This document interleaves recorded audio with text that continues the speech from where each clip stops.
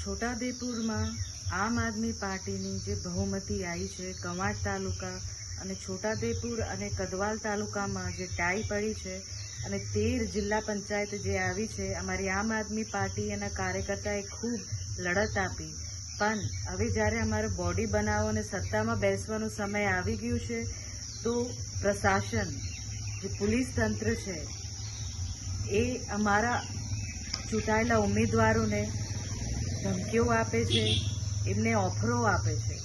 તો હું આટલું જાણવા માંગુ છું કે આ જે પોલીસ પ્રશાસન છે એમના નામો પણ મને ખબર છે કોણ કોણ આવેલા અમારા ચૂંટાયેલા સભ્યો પાસે.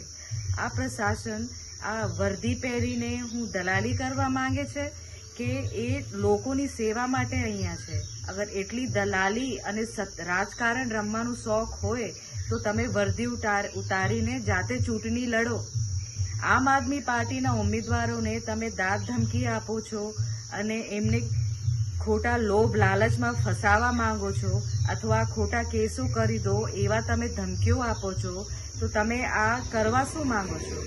અને કોણ કોણ પ્રશાસનમાંથી અને ચૂંટાયેલા પ્રતિનિધિઓ પાસે આ પોલીસ ખાતામાંથી ગયા છે એ અમને નામો ખબર છે અને ટાઈમ આવશે અને અમે ખુલાસો આપીશું અને એમની વર્દી ઉતરે એવું અમે ચોક્કસથી ફરિયાદ કરવાના છે.